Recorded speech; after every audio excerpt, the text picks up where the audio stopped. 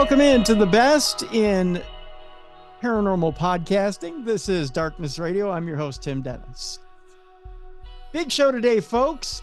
But in order to get us started, we need a co-host. So we bring her in. She's intelligent. She's witty. She's funny. And of course, she's pretty easy on the eyes. I'm not going to lie. Here she is, ladies and gentlemen. She also has a brand new book out. We got to talk about that as well. Here she is, Jessica Freeburg. Hi, Jess. How you doing? Hey, I'm good. Thanks for all the compliments. Yes, indeed. As a matter of fact, tell us about the book right off the bat here. Oh, yeah. Monsters of the Northeast is out today. It's crazy. I'm having a book birthday, not just one, but two. It's like I'm having twins, but they're not identical. They're a little different. So they both came out on the same day? Yeah, both of them coming out on the same day. The other one is Ghostly Tales of Pennsylvania. Really? That was so fun to write. Both of them were super fun. The ghost one was a little extra exciting because we've never been asked to do a Ghostly Tales book by this publisher before. So that was really fun. Interesting. So we're going to have you on the show here relatively soon, and we'll have both you and your co-author on. We'll have to talk about both. That would be a blast. Yeah, most definitely.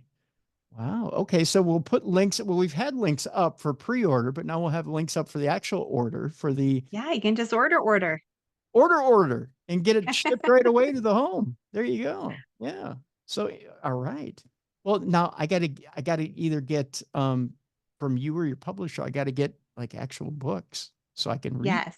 Yeah. I'll get some sent to you, and then I'll sign them for you if you like to have signed copies. Yes, I do. Yeah. I'll write a nice little note in there about how much I love you. Oh, thank you. Oh, see, I get extra perks, folks, that you don't get. I love being a host. There you go. Now I'm done fawning. Well, on today's show, folks, we got a huge show in store, and we got a lot to get to, so we're going to get to it today. Boy, you talk about stories upon stories about stories.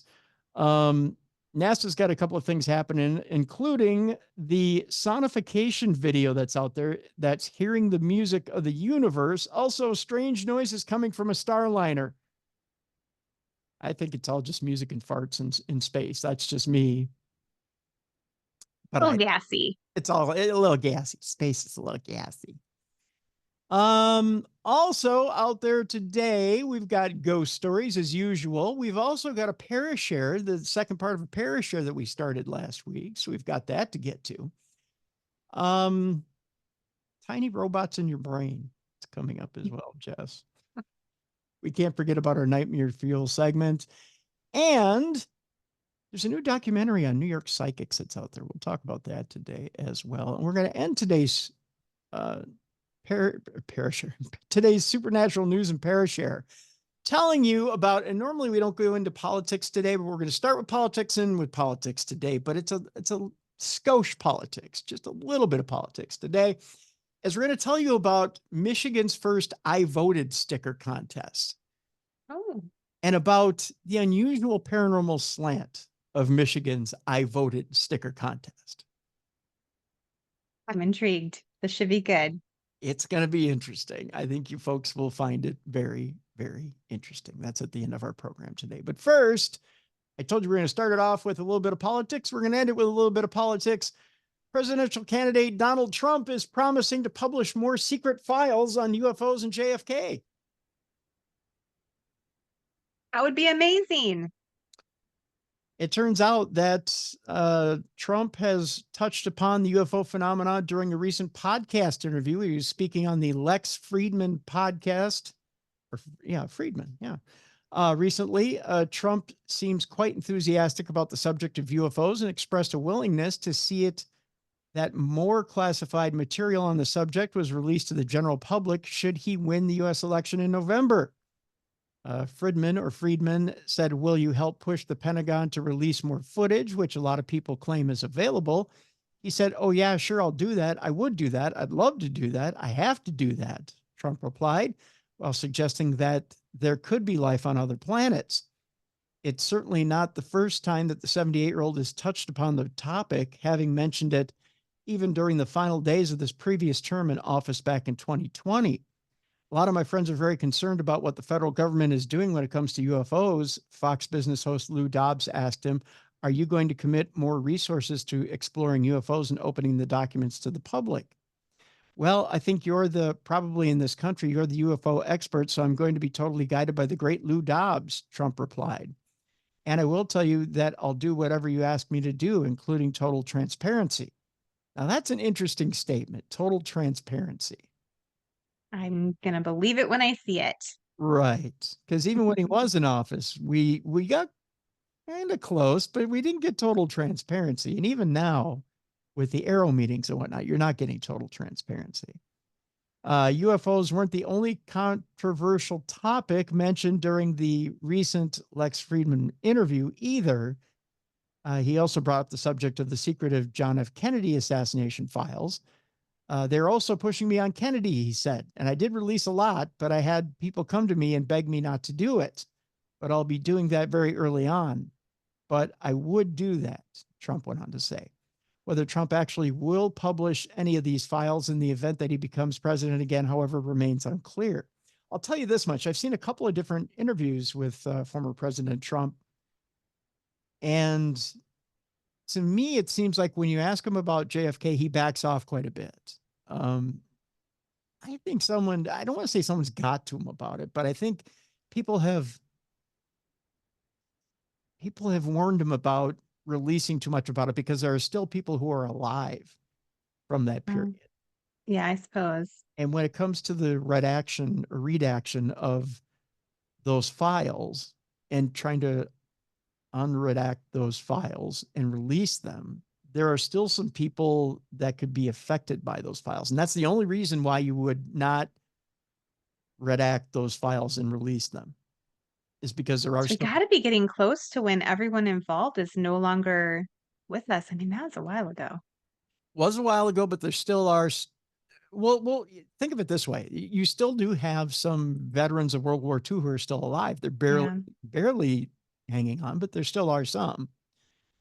And you're talking, 80 years since certain invasions and certain ends of World War II, right? Between 78 and 80 years. And you're talking, most of the veterans of World War II are up in the 90s and hundreds, right? Right. So, 1963, you're talking 40-ish years ago. Oh, no, 1963 would be what, 60? Oh, wait.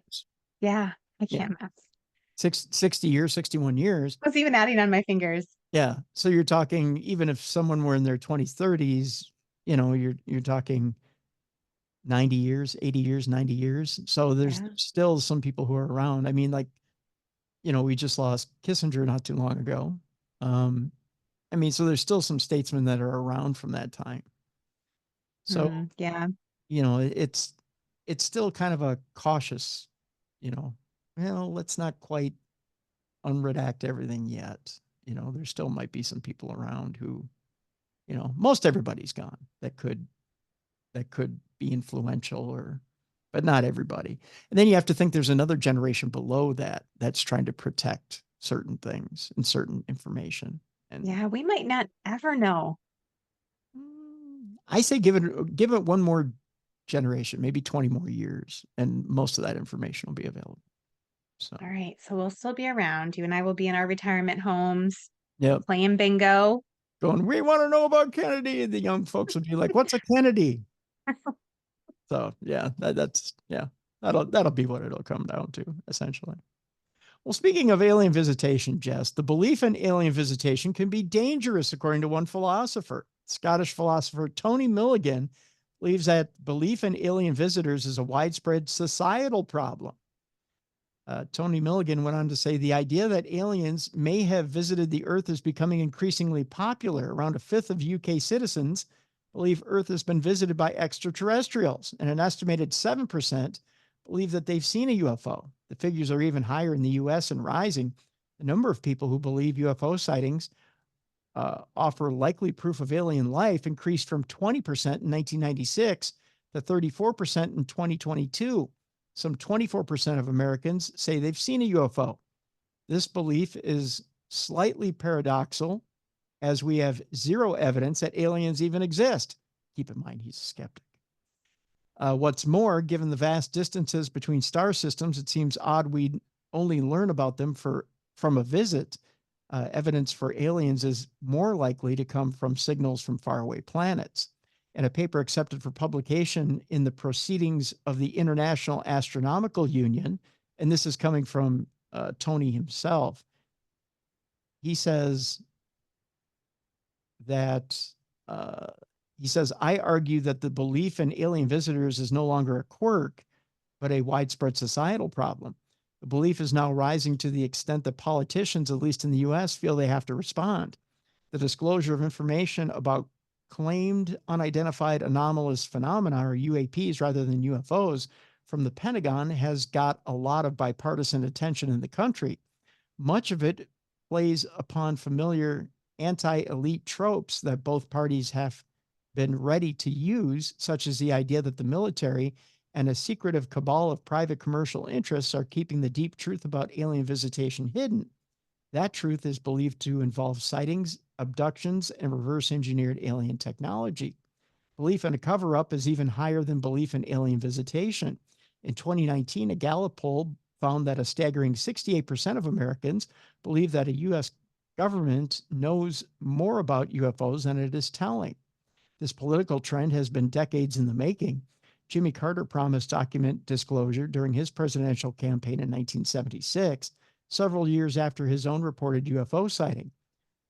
Like so many other sightings, the simplest explanation is that he saw Venus. That happens a lot, he went on to say. Hillary Clinton also suggested that she wanted to open Pentagon files as much as I can during her presidential campaign against Donald Trump.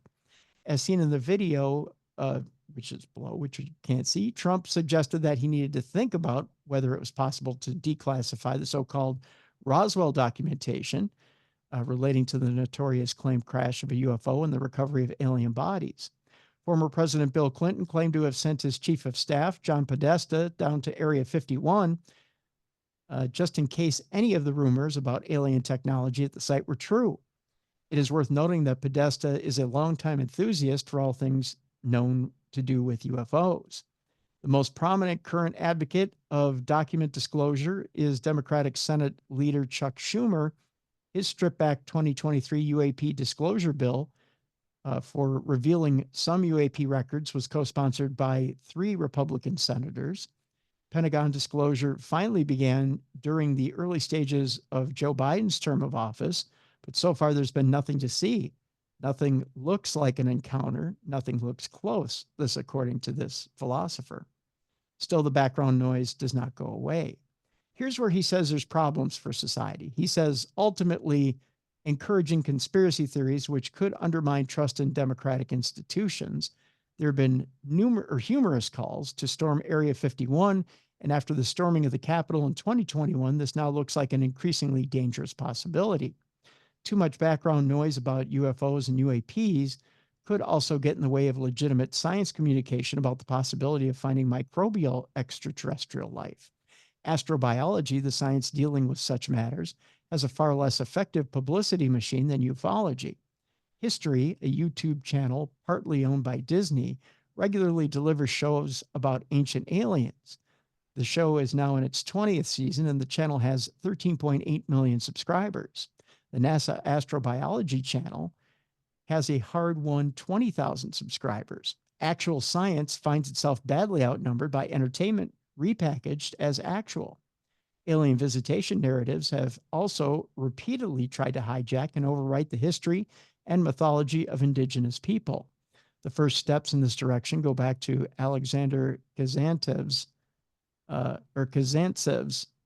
science fiction tale Explosion, the story of hypothesis in 1946.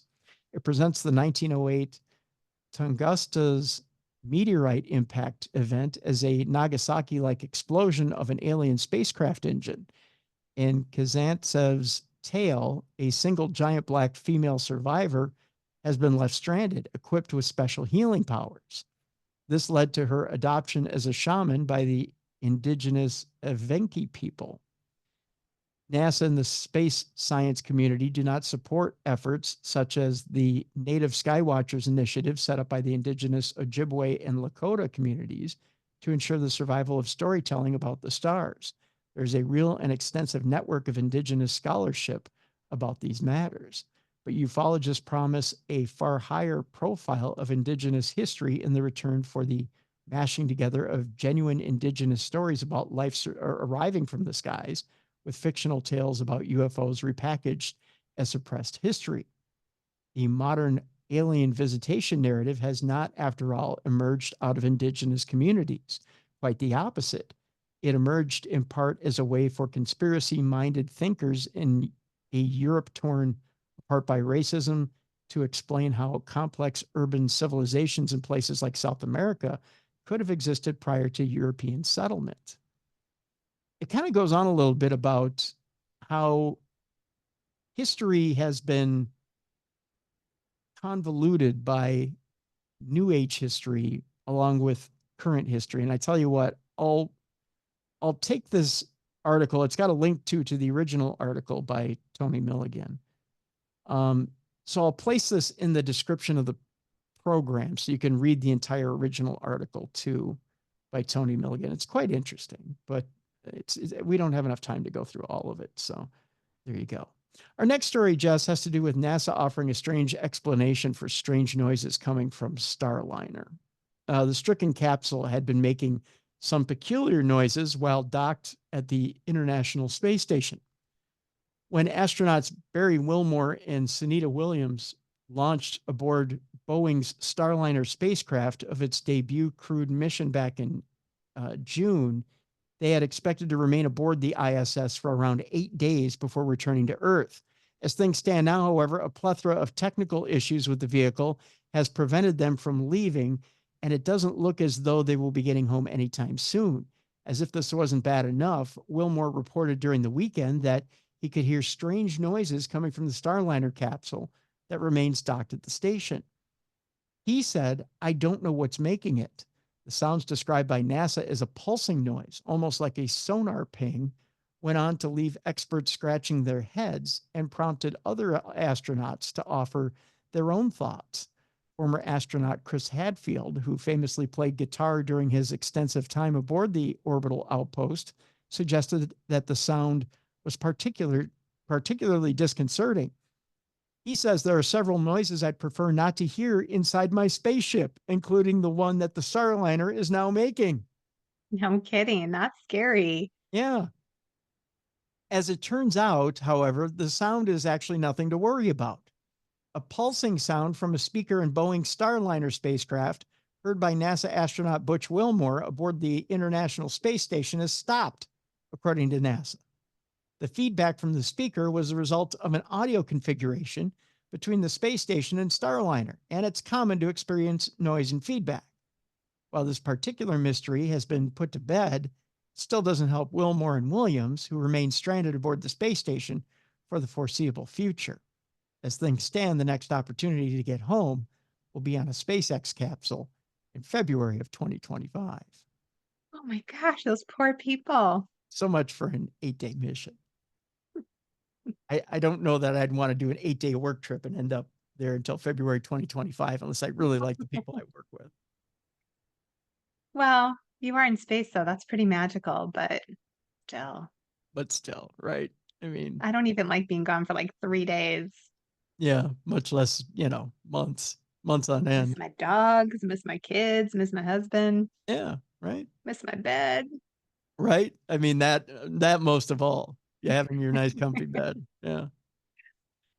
Well, NASA also has a sonification video that is like hearing the music of the universe, according to them. This fascinating and profound audio piece is literally a musical manifestation of astronomical data. They're celebrating their 25th anniversary of the Chandra X-ray Observatory this week by publishing a sonification of images recorded by the telescope of Cassiopeia A, which is the remains of an exploded star situated 11,000 light years away. It also happened to be the subject of some of the observatory's first ever images. Sonification is a process that translates astronomical data into sound similar to how digital data are more routinely turned into images, NASA explained. This translation process preserves the science of data from its original digital state, but provides an alternative pathway to experiencing the data. The resulting video, which you can view and listen to, and we'll do that by posting this story in the description of the show, is nothing if not wondrous, offering the almost transcendental experience of listening to part of the cosmos manifested as music. The sonification of Cass A features data from Chandra as well as NASA's James Webb, Hubble, and retired Spitzer space telescopes, the space agency added. The scan starts at the neutron star at the center of the remnant, marked by a triangle sound, and moves outward. Oh, it's kind of interesting. The music of the universe. I'm trying to see if maybe I can, if I can pull it up real quick here. Let me see if I can. I love the idea of it. That's so cool. Yeah, let me see if I can. Let me see. I'll give us a quick second here to see if I can pull it up on the board here, and you can hear the actual music of the universe. Do you think it sounds like a farty tuba, or is it more of a? Wouldn't it be funny if it were just a polka? Yeah, just a polka. If it were just a polka, I'd be really, really disappointed. You know, I mean, because I mean, I got enough polkas at weddings when I was a kid. I'd be like, though, look, man, the universe can play the polka. That's amazing. The universe. I'd be so disappointed. Here we go. Here it is. Cassiopeia sonification. See if.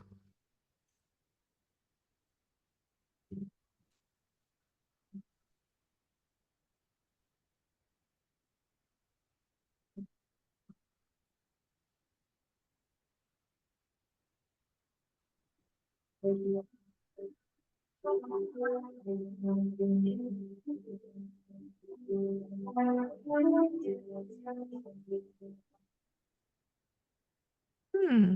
kind of sounds trumpety, right? With a little bit of triangle, yeah. Yeah, I Yeah. like it.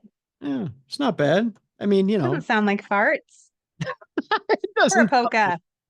Or polka. It just kind of sounds, I don't know. It sounds like a movie soundtrack. Yeah, someone should use it for a movie soundtrack. Yeah. Well, we'll still post it in the description of this show so you can get a better listen to it. And I don't know, blast it on your speakers and piss off your neighbors, I guess. It's the best way of putting it. It's better than metal, I guess. Or you know, or some rap or whatever. Or Yeah, polka. there's no bad words in it, so Yeah, exactly. It doesn't have swears in it. The universe. not offensive. Yeah, the universe isn't putting swears in your music, I guess. Yeah. It's better than hearing farts in the universe, I guess. I don't know. I like farts in the universe, though. They're funny. Yeah, that would be funny. If it was Farts are always funny. like if that would have been funnier. I'm just saying. At least God would have had a sense of humor then. Uranus farted. Yeah, Uranus farted. Huh? Would have been funnier if it would have been Venus. Just saying. You wouldn't expect a dainty planet like Venus to fart. Yeah, everyone blames it on Uranus. That's right. But it's really not. It's Venus. It's not. No. Let's move on. Russia had microwave weapons linked to the Havana Syndrome. This, according to the NSA. Declassified NSA documents reveal that Russia was known to be in possession of secretive microwave weaponry. The true nature of Havana Syndrome, which is named after a spate of suspected attacks which began in Havana, Cuba, back in 2016, has remained something of a mystery for the better part of a decade. Victims of the phenomena, I have to do that now, otherwise people get upset. Just saying. It's my favorite. Is it? I love it. So if I go, oh no, I can't do that. It's the other deal. I have to go to this one right here. Is it this one? Yeah, I have to go. Phenomena. There you go. Okay, there. We've got it out of our system. Victims of the phenomena. There we go. typically report symptoms such as fatigue, headaches, and nausea, as well as debilitating long-term health issues that have proven difficult to treat.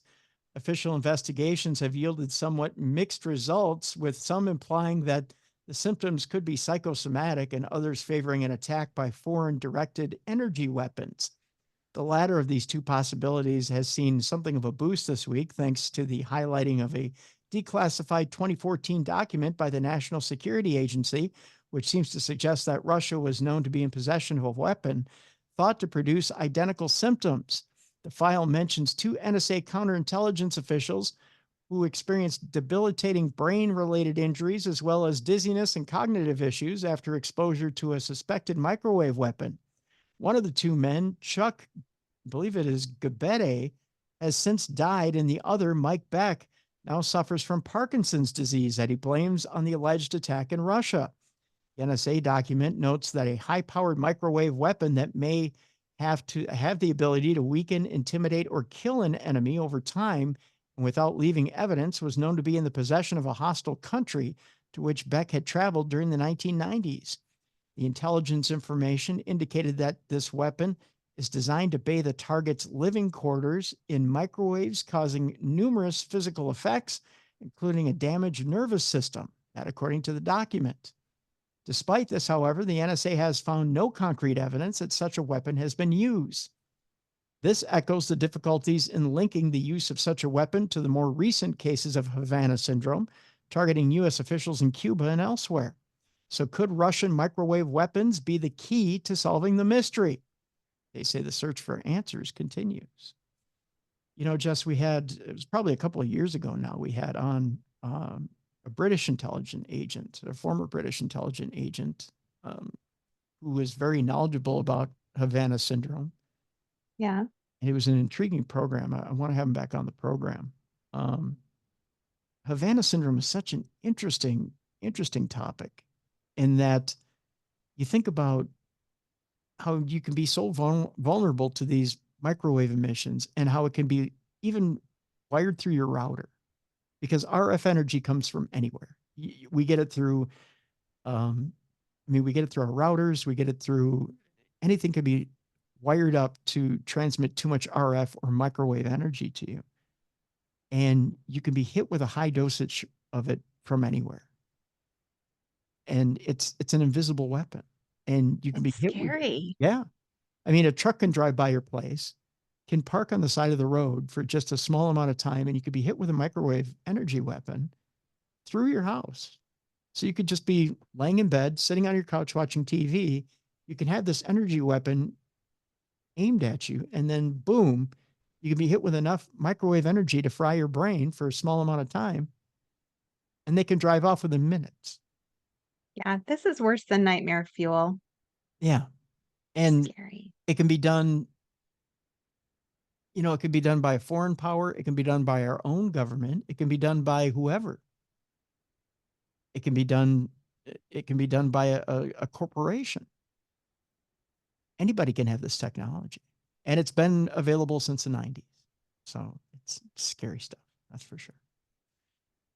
Tell you what, Jess, let's take our break. When we come back, tiny robots in your brain.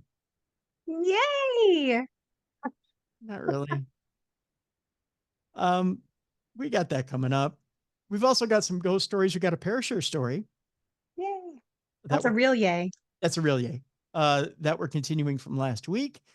We also will talk about a new movie about psychics out of the New York area. We've got that coming up. Someone claims they found their doppelganger from nearly 200 years ago, and people think that this person's a time traveler. We've got that interesting story coming up. And we're going to end the program. We started it with politics. We're going to end it with politics. Michigan has a brand new I voted sticker, but it's got a paranormal twist to it. I'll tell you about that at the end of the program. It's all that and much, much more today. Supernatural news and Parashare on a Wednesday, right here with Tim Dennis and Jessica Freeburg. Next on the best in paranormal podcasting. This is Darkness Radio.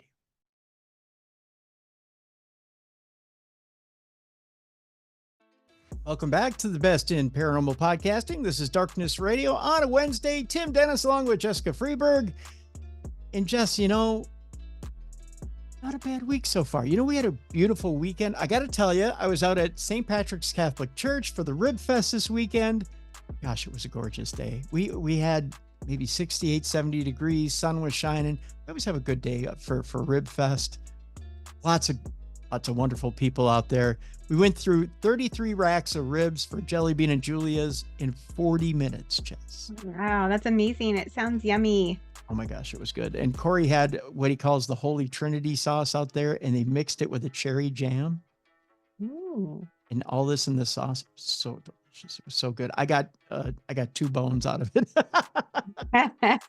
because the ribs went so fast. Here's the thing that I'm a little disappointed in. I'll tell you this much. I was a little disappointed in this.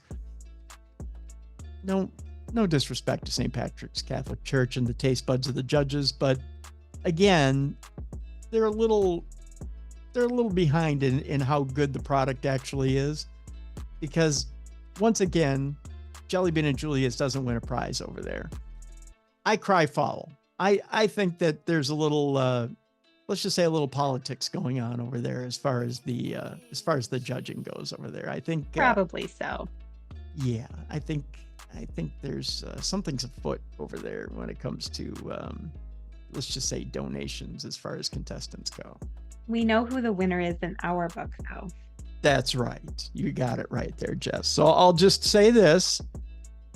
If you're in the Twin Cities area and you're around on the weekends, Friday nights, the smoked prime rib dinner, my God, to die for. Absolutely to die for. I mean, you got your ribs, you got your brisket, you got your wings. They're all wonderful. They're amazing. But that top 5 meals of all time, that smoked prime rib dinner is just amazing. Nothing. Sounds glorious. It's amazing. It just is amazing. I'm in such a happy place when I talk about that. I can't tell you how many people I talked to about that smoked prime rib dinner, and they were like, when, where, how? And do you remember tequila berries up in Coon Rapids? Do you remember the salad? Have you ever had a tequila berry salad? No, I have not. Oh, my goodness, Jess. Oh, they make a tequila berries coleslaw. It's kind of a sweeter, tangier dressing. And they put it in this coleslaw now, which is just, it's wonderful. You get that, and you get a Boston baked potato, which is actually a baked potato, and then it's deep fried. And when you cut it open, it's just this pillowy baked potato. It's perfect. And it's deep fried in a healthy fat. So it's like an avocado fat along with a brisket fat. So it's not these bad oils, but good oils for you. It's amazing. I'm telling you. When you leave there, you don't have a gut ache like you do. And, you go to some restaurants, your belly hurts or you feel bloated. So you got this perfect baked potato. It's absolutely wonderful. Okay, so Jelly Bean and Julia's, enough with the promo. Here we go. I believe it's 2500 Coon Rapids Boulevard. Look it up, jellybeanandjulias.com. There you go. Okay, so beautiful weekend out at Rib Fest. Wonderful weekend. And then, of course, reading Echo Road. I had a beautiful weekend out on the porch with the chipmunks. You couldn't ask for a better weekend, Jessica. Of course, then AI comes in, right? Yeah. Ruins everything. Yeah. You know why? Because they want me to read about robots in your brain.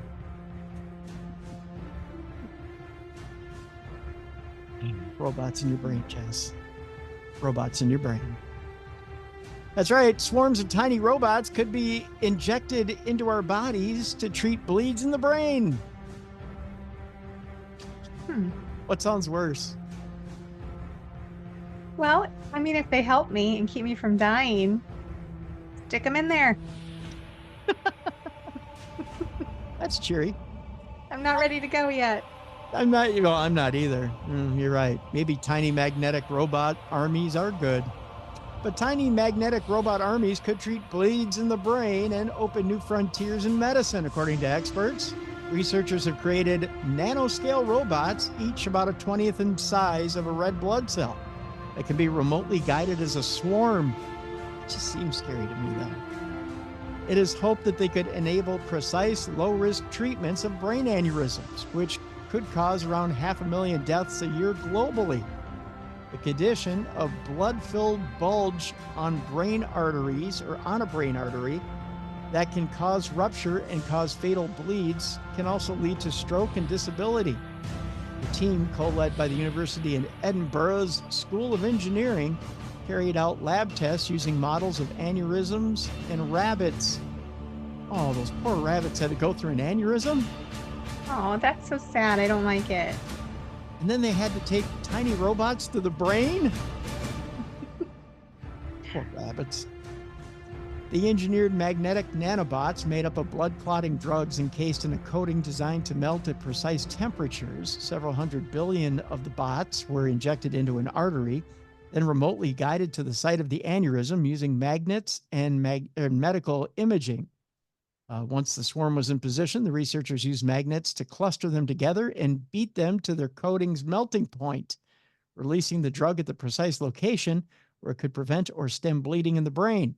The team said the study, published in the journal Small, figures or nanobots, I get the irony, points to a future where tiny robots could be remotely controlled to carry out complex tasks inside the human body in a minimally invasive way.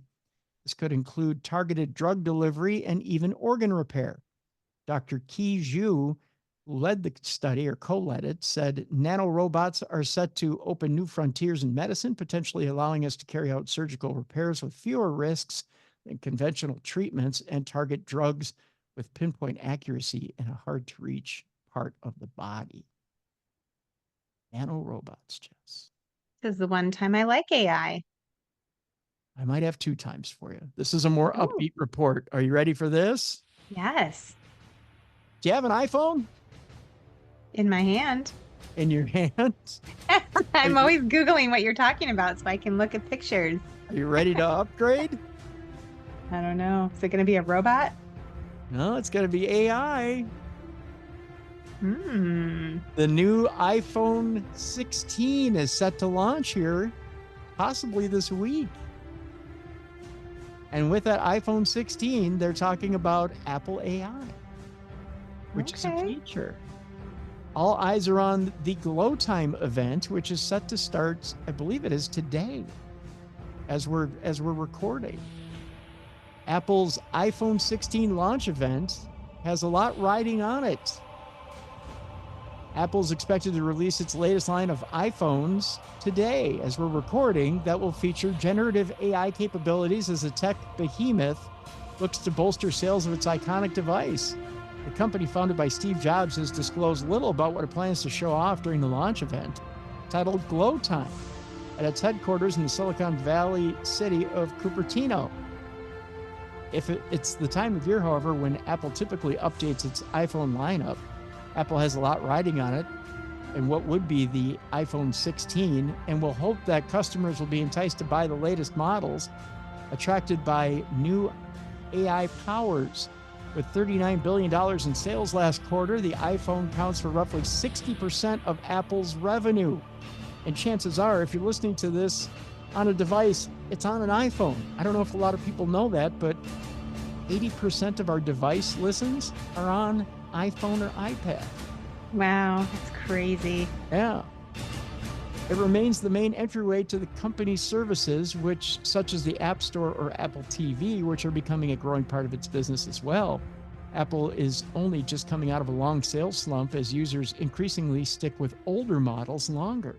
That's also because they also update the iOS or operating systems on older devices longer. So you're able to upgrade your operating devices longer on older models.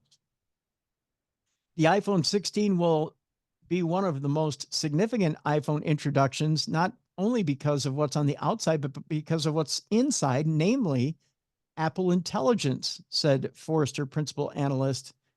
I believe this is Deepanjan Chatterjee. Apple Intelligence is a new suite of software features for all devices that was announced in June at the company's annual developers conference, where it also announced a partnership with ChatGPT maker OpenAI. In the short term, these included AI-infused image editing, translation, and small creative touches and messaging but not more ambitious breakthroughs promised by other AI players such as OpenAI or Google. Apple also said its digital assistant Siri will get an AI upgrade and now will appear as a pulsating light on the edge of the home screen. Interesting. Siri will be a big part of the conversation, creative strategies analyst Carolina Milanese said of Monday's event. Launched more than 12 years ago, Siri had become seen as a dated feature overtaken by a new generation of assistants, such as GPT-4o, OpenAI's latest offering. Apple watchers predict Apple will introduce iPhone 16 models with custom chips that can power these AI features, including the Siri upgrade. By adding AI capabilities, Apple is looking to shake that expectation that iPhone launches are just steady improvements in hardware and software, said Tech's potential analyst Avi Greengart. Longer term, Apple could dramatically change the iPhone experience with a superpowered Siri working across all the apps, which would be interesting indeed if Siri works across all your apps. Yeah, that would be great. Yeah. They're also talking about pixel power as well, that they could be AI infused Pixel 9 smartphones, which is something interesting too, that your actual resolution could go up. But what's interesting is the human eye can only see so much. I don't know if you know that or not, but I was once told that. Yeah, I believe it. And mine can see less and less every year. So It's I true. can pixel it all I want. Well, no, that much is very true too. The human eye can only see so much as far as pixels go. Um, when I got my 8K TV, they said, well, and this may sound a little sexist, and we'll move on from this in a moment, but the cones in the male eye see a little bit more than the female cones do. Mm. And as you get older, you see less and less. So you're actually, a lot of the resolution in an 8K TV is wasted. I didn't know this. 4K is about as much as we can see as far as resolution. And a lot of people who look at my 8K TV and see the 4K resolution, because there's not a lot of 8K programming out there. There's some, but there's not a lot. Yeah. But a lot of people who look at the sharp resolution on the 8K. Some of them can't tell the difference between 8K and 4K. And they I go, can't. but I can. I can tell the difference in sharpness, especially when I'm watching like the live programming, stuff like that. You know, You're so football. lucky you have such better eyesight. I don't though. Another reason it'd be great to be a guy. You can pee standing up and you can see more clearly. I need new I mean, glasses. I can pee standing up when I sneeze, Oh yeah, not on yeah. purpose. And I wish I could do that. Yeah, save myself a lot of time. It'll happen though, and eventually here, as the prostate goes, I'll be able to do that as well. That's right. Yeah, This is when we're in the old folks' home playing bingo and peeing our pants when we sneeze. that's right. And you know what they say? It depends, and that's right. It depends. Um, so yeah, a lot of that is wasted, and it was someone, believe it or not, an honest TV salesman who told me that Huh. 8K is actually a waste of dollars. Interesting. Yeah. And that's why you don't see a lot of 8K TVs on the market anymore. You can buy them still. They're out there, but they're if you can't see the resolution on an 8K TV, don't bother buying it because it's a waste of your money. So there you go. Little known fact there, Jim. So with that, we'll move on. I tell you what, let's read this this Parashare story we have from our friend here who sent us Craig Rhodes, who sent us a little bit of a detailed Parashare story. He broke it up into different stories for us, and we're going to tackle in bite size here. As a reminder, he sent us last week a couple different stories. He had told us that he delivers baby chicks to farms in an 18-wheeler. We had asked for different experiences, and he says by the time he makes it home, he's usually wiped out from the heat and the long hours. So he had sent us a PDF with a bunch of different experiences, and he was going to we were going to tackle them experience by experience. Now, he had sent us one last week with his first alien experience, his first childhood alien experience, which was in Chesapeake, West Virginia. This one is called the UFO. He says, I'm not sure how long after the alien encounter, but that the UFO encounter happened. I know it was before the end of 1974, but after 1972. My friend Mike and I were camping out in a tent in his backyard. Mike lived several houses down from my house, and there was an open lot on the corner next to his house where we played baseball. Straight across the street from his house was another open lot between two houses. As I said earlier, all our houses had fields behind them. Mike's mom had left the back sliding door unlocked for us in case we needed the bathroom. Mike was a bit of a pyromaniac. I can kind of relate. I'm not going to lie. As a kid, I kind of liked fire. Whether it was a magnifying glass or matches, he loved blowing ant piles up with fireworks and burning things.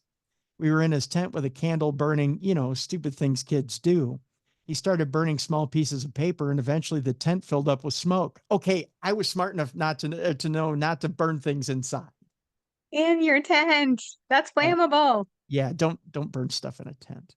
We escaped the tent for the cool, crisp, fresh air. As we were outside recovering from the smoke, we saw a bright light streak across the sky. It looked to us like it had crashed to Earth in the fields across the street. We were convinced that a meteorite had just crashed to the Earth, and we were going to be the ones who discovered it. We excitedly ran across the street through the open lot and off into the bean fields. As we started to approach the crash site, that's in quotes, of the meteorite, we noticed that it was not a meteorite, but some sort of disc-shaped craft with glowing lights in the midsection, and what looked like a large crab claw attached to the craft. There might have been two, but from our angle, we only saw one. Still excited but cautious, we dropped to our knees and started to crawl closer. Ah, the curiosity and stupidity of youth. This is where Mike and I both have possible missing time. We both remember crawling towards the craft, but the next thing we both remember is being on our feet running away. Neither of us remember getting up or turning around. As we were running away, the craft shot up in the air extremely fast. We ran all the way back to his house and went to the side door of his house in the carport, which was locked. We started pounding on the door and calling out for his mom. If you remember, the back sliding door was unlocked, but in our state of excitement, we apparently forgot all about that. Mike's mother came to the door and let us in. We ran in and excitedly were telling her what we had just seen. She rolled her eyes, I guess that's a parent thing, and told us to go to bed. We went back out to his tent, but sleep would not come, as we were too excited and just kept talking about what we had seen. We were not afraid, but genuinely excited. The next morning, we were having breakfast in the kitchen breakfast bar when over the little radio that his mom always had playing on the counter, the news commentator said something to the effect of, people are reporting that they saw lights in the sky. One driver reported that it was in the road and had what appeared to be large crab claws. We excitedly told his mom that's what we saw. She stood there in silence with a weird look on her face. We were vindicated. Summer of 1974, my mom moved us to Pensacola, Florida, where my next UFO-like experience happened. And you know what? We can save that for next week. Yay. That is such a cool one. That's like the beginning of a movie I would totally watch. Yeah, exactly. So again, if you have a Parashare experience, you can send it in to us, tim@darknessradio.com if you type it out. If you want to put it on a voice note, you go to darknessradioshow.com. There's a little blue button on the right-hand side of the website. You just click that blue button, leave us your voice note. You have 2 minutes to do so. If you need more time, click it again, rinse, repeat. You got another 2 minutes. I'll stitch those voice notes together. We'll play it here on the show. Or if you have a fancy studio like we have here, make your own theater of the mind. Sound effects, music, voice. I'll review it. If it's passable, we'll play it here on the show. So you have 3 ways to do it. So there you go. And we will hear from Craig next week. And we'll tell you his next adventure in UFOdom, if that's a word. UFOdom. It is. It is today. It is today. Okay, that's passable. The author and the family says that's passable, at least for today. It won't be next week, but it will be today. Okay, so we'll move on here. We've got some ghost stories and some ghost stories from around the world. And we will start with our first one having to do with a ghost hunter who's horrified after a haunted church wooden door creepily opens by itself. A ghost hunter was terrified after a door swung open while investigating a supposedly haunted church. Paranormal investigator Tony Ferguson was looking around the 900-year-old St. John's Church in Boldra, Hants, when the heavy wooden door appeared to open of its own accord, sending a chill down his spine. Creeped out, Tony went outside to check. He wasn't being pranked, but found that the graveyard was empty of any members of the living. Video captured on his expedition shows the moment Tony was startled by the noise of the door opening. As he exclaimed, "What the hell?" He then ventures out into the cemetery, calling out, "Hello," and runs around the ancient church to make sure there's no one playing tricks on me, as he said, finding it deserted. He then tells the camera the wind in the church's foyer isn't really that strong, adding, "It's almost like a way of saying get out," as I was walking towards the door. 39-year-old Tony, who's a personal trainer by day, is fascinated by the supernatural and has been hunting ghosts for 16 years. While at the church, he also claims to hear rattling from underneath the pews and banging noises from behind him, as well as noises coming from a woman. St. John's dates from the Saxon age and claims to be at least 937 years old on its site, having celebrated its 900th anniversary in 1987.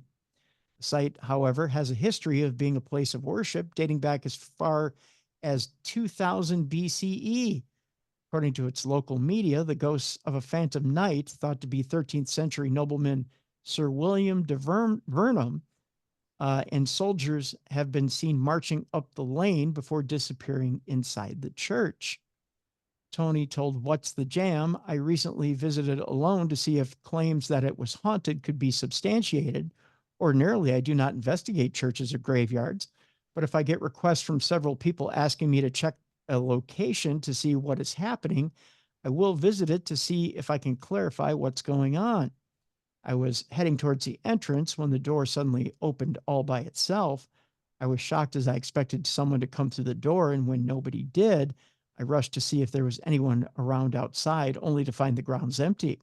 Overall, my experience was very bizarre, as there were many things I could not explain." In July, Tony from Lymington also visited the most haunted school in the country in Staunton-on-Wye, Herefordshire. Interesting little story, although here's the problem. I have a slight problem with haunted churches and holy grounds being haunted. Here's a picture of the church right here, Jess. Oh, it's beautiful. Yeah. And that is, it's supposed to be consecrated ground, right? So if it's consecrated ground, why is it haunted? Well, I mean, not all hauntings are bad. So, right? Like, I feel like it can be consecrated ground, and like my grandma could pop in and say hi if I was there or something. But has your grandma really got that much power that she can move things throughout the church? If you ever met my grandma, 4'11", 100 pounds wet, Yeah. watch out. And she's moving things throughout the church in England, huh? I don't know. I don't know. I think it's possible. I think because a lot of energies are just, not negative. So sure, they could be around. Yeah.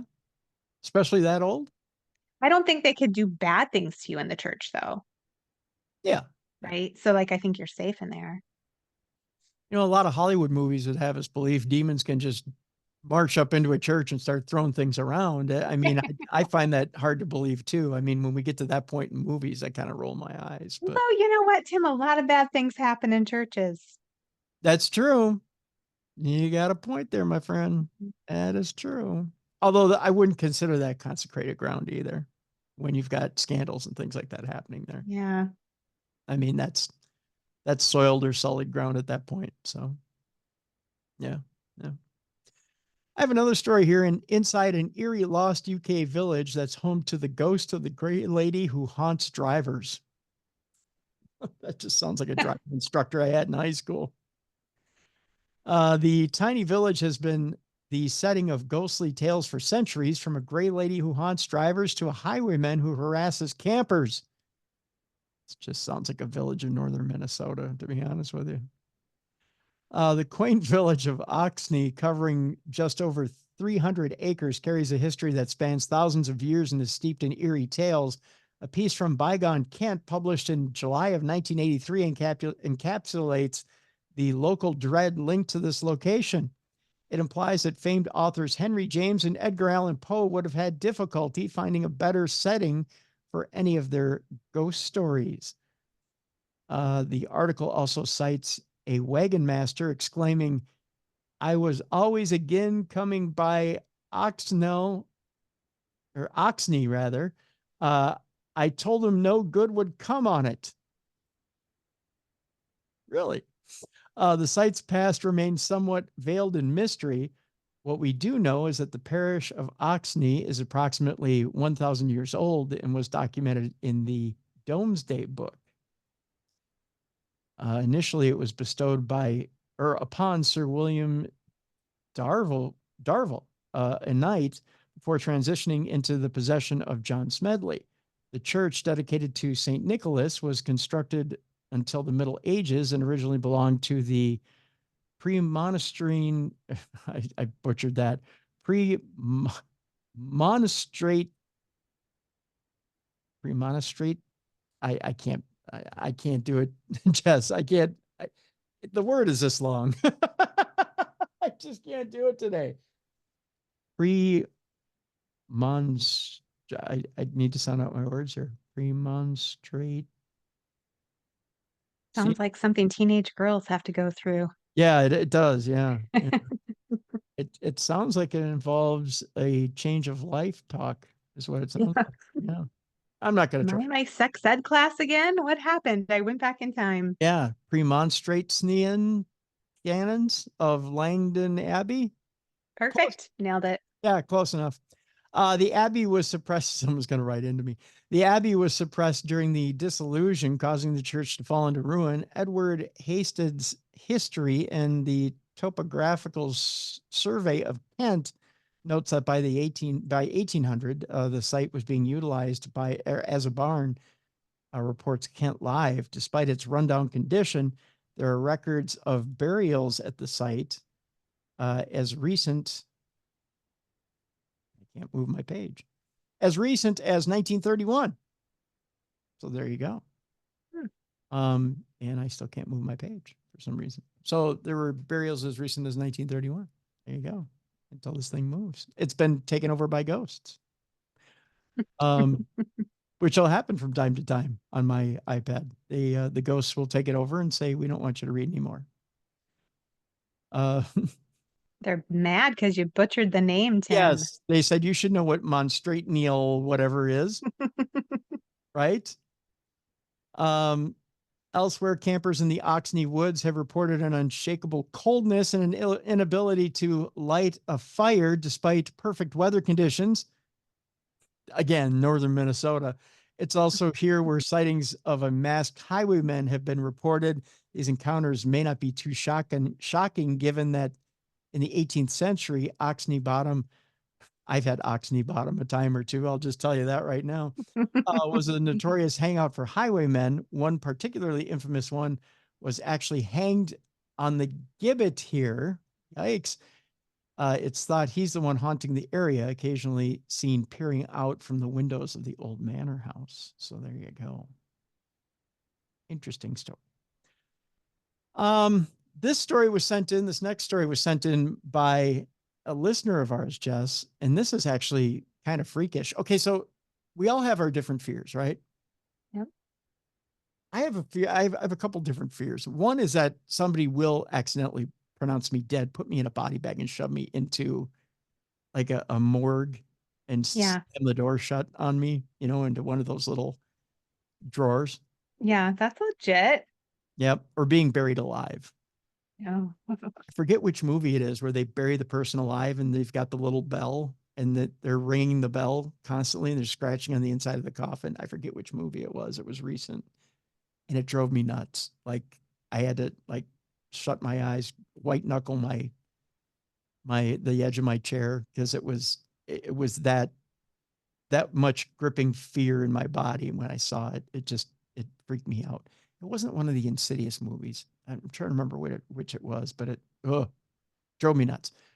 This story has to do with a hospital telling a woman's family that she checked out when she was actually dead. So it was the opposite of that. Oh. Yeah. And of course, what do they show in the picture?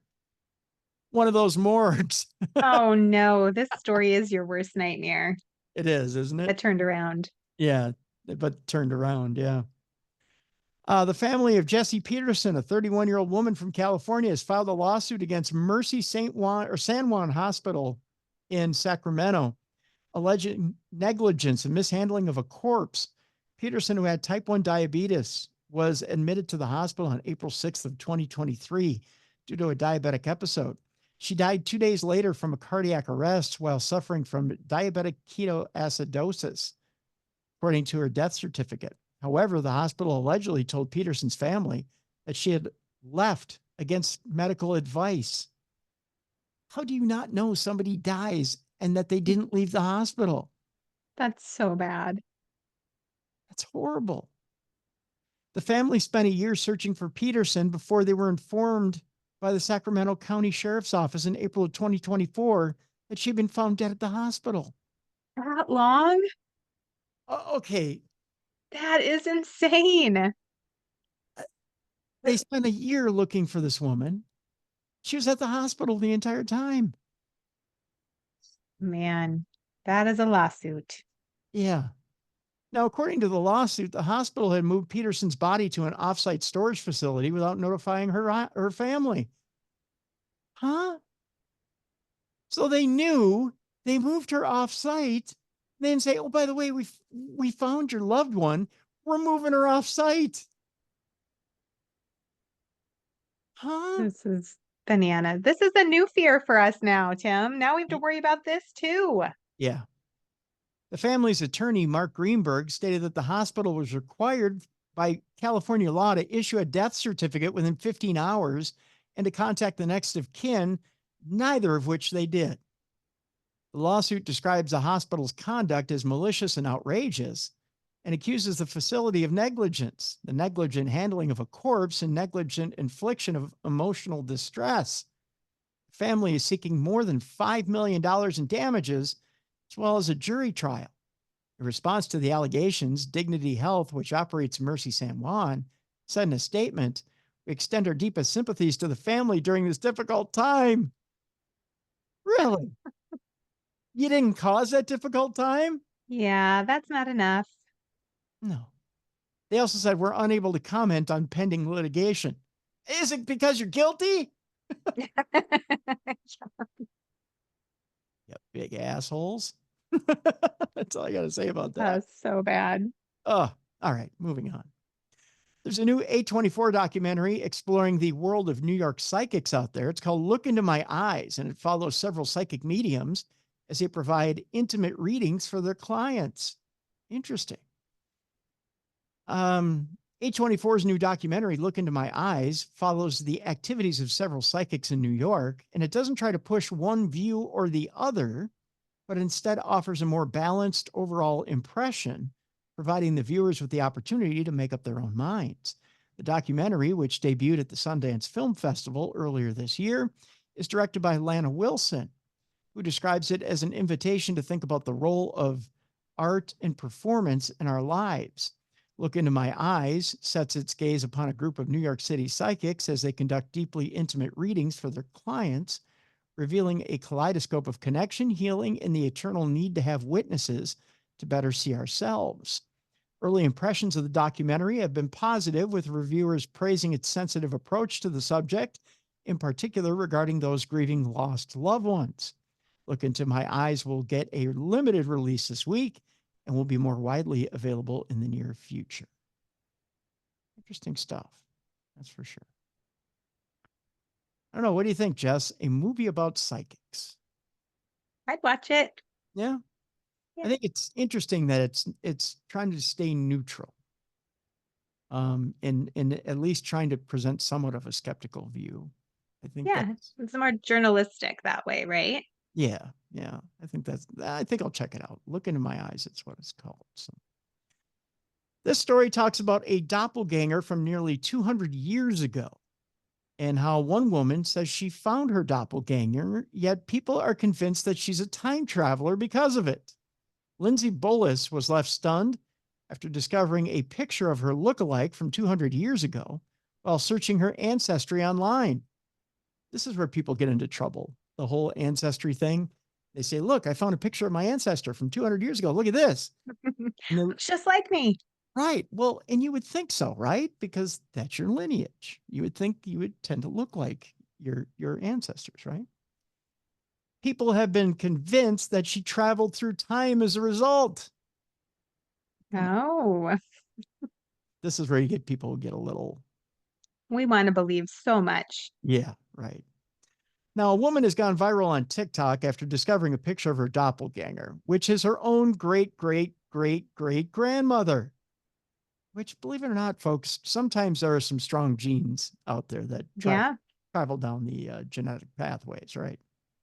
Lindsay Bullis said she was researching her ancestry online when she stumbled upon a photo of a woman with the same face as her. The 28-year-old said she had an uncanny resemblance to Mary Beckwith, who was her fourth great grandmother on her father's side and lived from 1805 to 1873. Comparing pictures of herself to Mary, Lindsay amassed more than 4.6 million views of the clip and left users convinced that she's a time traveler. I thought the resemblance was shocking, Lindsay said. She told What's the Jam? I found the picture on Ancestry when I was looking for my family members on my paternal side.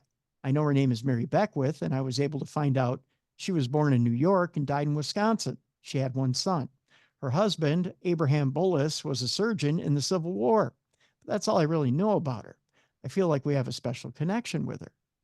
Lindsay from Wisconsin shared the clip of herself next to the picture of Mary online, showing off the incredible resemblance. Found a pic of my fourth great grandma, and I have her face, she penned in the caption. It prompted one TikTok user to respond, "Girl, that's you. Welcome back." Another agreed, "You are her." A third added, "Oh my God, you look exactly like her. It's uncanny." While a fourth alleged, "I don't buy it. You are a time traveler." Elsewhere, another user theorized, "They say you reincarnate into the same families." Another person concurred, "This screams reincarnation. Like you honestly can't deny it's scary. You are her." Identical, one user agreed. And someone else said her soul needed to come back, and here you are. Now, I'm going to show Jess this picture. I'm going to try to blow this up a little bit. You tell me, Jess, did she come back into this lifetime? Wow, they do look exactly the same. That's pretty wild.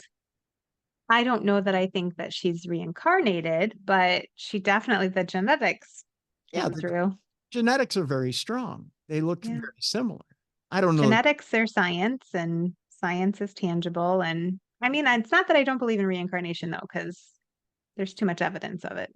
Sure, right. But, I mean, they're very similar. Yeah, they are. Yeah. Wild. Yeah. And again, if you're listening to this on the podcast, you can watch the video at darknessradioshow.com. You can see the picture.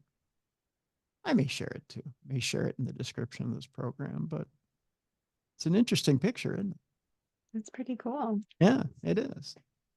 I mean, and I, as far as I go, I'm a lot of people have, a lot of relatives have stopped me and said, "You look exactly like your grandfather, Chester." And like I've been stopped at funerals and they go, "Hey, Chet," and they grab me by the shoulder and go, "Oh, I'm sorry," and don't realize that I'm not him, Right. but genetics are strong. But again, bald hair, glasses. And I have that same build. I have the same barrel chest and everything. Yeah. So, I mean, but we both existed in the same timeline at the time. So, and there's only 2 generations between us. So there you go. This next story has to do with a bizarre video reportedly showing a goblin that attacked a farm worker. What do you think about goblins before we get into this, Jess? I love them. I love me a goblin. Do you think they exist in the modern world? I think that there are interdimensional beings that exist in another plane that sometimes come through. I do kind of think sometimes energies present themselves to us in a way that makes sense to our mind. And so I don't, does that make sense? Yeah, that makes sense. Yeah. So if you believe in goblins, it might present itself as a goblin. Okay.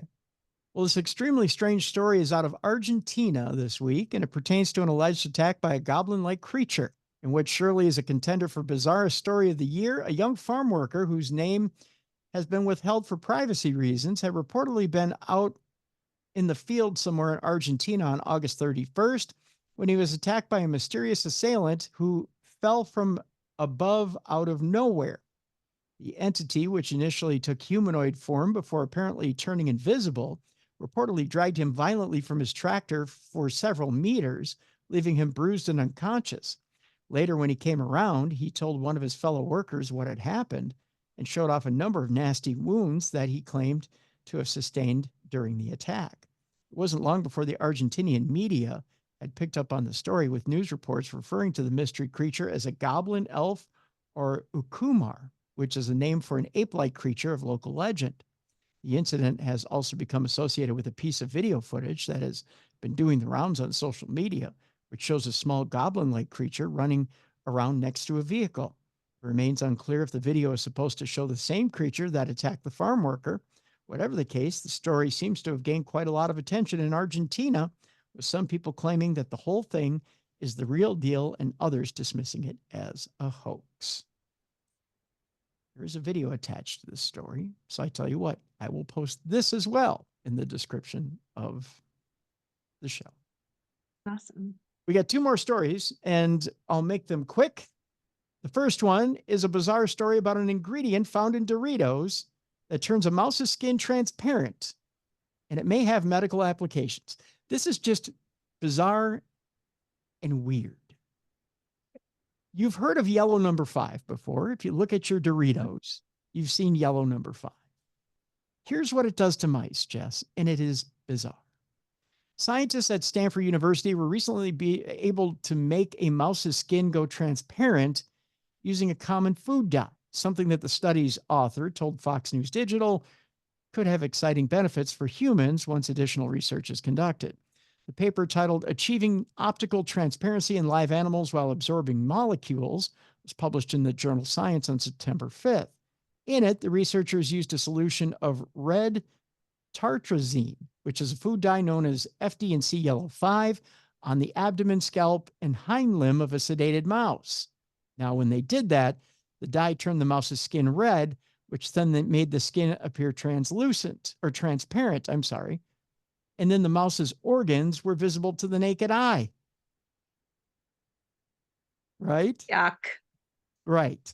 The researchers believe this is the first non-invasive approach to achieving invisibility of a mouse's living internal organs. The effects were not permanent. Keep in mind, the mouse's skin then returned to normal once the dye was washed off. The results of the study surprised even the researchers. The most surprising part of the study, that we usually expect dye molecules to make things less transparent, said Dr. Wu Song Hong, who's an assistant professor of materials science and engineering at Stanford and senior author on the paper. For example, if you mix blue pen ink in water, the more ink you add, the less light can pass through the water, right? Yet when tartrazine was dissolved in skin or muscle, normally opaque materials, the clearer the material became, but only in the red part of the light spectrum. So here's a picture, Jess, of what happened. It was so weird. So you could see inside the mouse. I mean, cool, but like, don't put that in my food. Right. And it's common in Doritos. So that's the odd thing today in supernatural news. Be careful what you put in your body. No more Doritos. Right? Here's the final story. We started with politics, we end with politics. If you're in Michigan, People are howling over the winners of Michigan's first I Voted sticker contest. Here's why. Though 9 designs won the privilege of being printed, one really stood out from the pack. Michiganders can't wait to cast their ballots after seeing the results of the state's very first I Voted sticker contest. On Wednesday, the Great Lakes State unveiled the 9 designs that topped the statewide competition, which brought in an impressive 480 entries. 57,000 people voted for their favorite sticker online. One winner really stood out from the pack. An illustration by middle schooler Jane Hines of Grosse Pointe had people howling after Bridge, Michigan reporter Jonathan Oosting shared it on X, the site formerly known as Twitter. People were begging for a chance to get their hands on a copy of the design, which features a preposterously shredded werewolf ripping his shirt off in front of a marker-drawn American flag and striped versions of the words, "I voted." Yes, I love it. Right? One man said, "I'm in Ohio, but I once lived and voted in Michigan. May I have one of these pretty, please?" Immaculate Stars and Stripes werewolf, 10-pack abs, bulging veins, wrote an X user with an anthropomorphic fox as their profile photo. All right, I'm in. Another simply declared, "I demand this to be nationwide," while many others sent their compliments to Jane the artist. In a statement shared on Wednesday, Michigan Secretary of State Jocelyn Benson said she was floored by the response the contest received. "I was overwhelmed by the enthusiasm and creativity of the people of our great state," she told Bridge, Michigan. "Now let's use the same energy in casting a vote this November." Joining Jane Hines's patriotic werewolf are 8 other equally charming designs, including an elk with rainbow sunglasses and a baseball cap, a childlike scrawl that says, "I voted yay," and a beautiful illustration of Michigan state fish, the brook trout. All 9 stickers are available for Michigan voters when Election Day rolls around on November 5th. Now, Jess, here is the picture of the Michigan werewolf. That's fantastic. Ripping that shirt off. Absolutely 6-pack abs.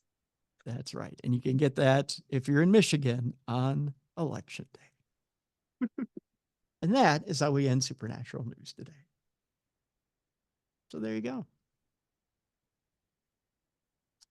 See, who says you can't cover politics on a Supernatural News? I feel like you did a nice job with politics today. See? You're not offensive. Nah, not at all. Sharing the news. Yeah, go get yourself a werewolf on Election Day.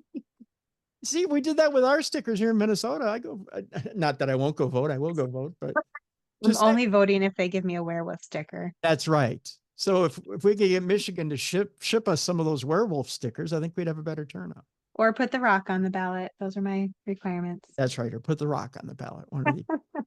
That's right. That's right. All right. So Jess, you have got 2 new books that are out now for people. Yes. Yes. Their birthday is today.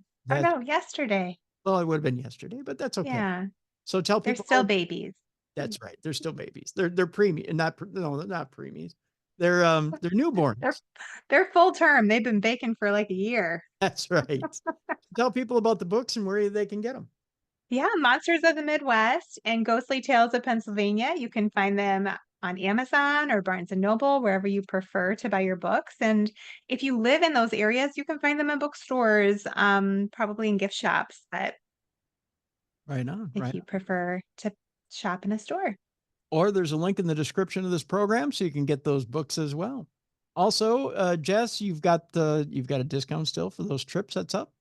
Yes, I have the event at the Palmer House in November, and Darkness 20 will still get you 20% off of your tickets. There you go. So follow those links that are in the description of this program so you can get the books and you can come see us out at the Palmer House. So there you go. There you go. All right, folks, I promised you, I teased you yesterday, and I'm going to tell you today who's on the big program tomorrow. And that would be Richard Estep, good friend of ours. He has a brand new book out called In Search of Demons. It's on Llewellyn Press. Boy, is this a star-studded book, I'll tell you. He's got people like Jason Hawes in it, Michelle Belanger, and he takes a skeptical side of demons.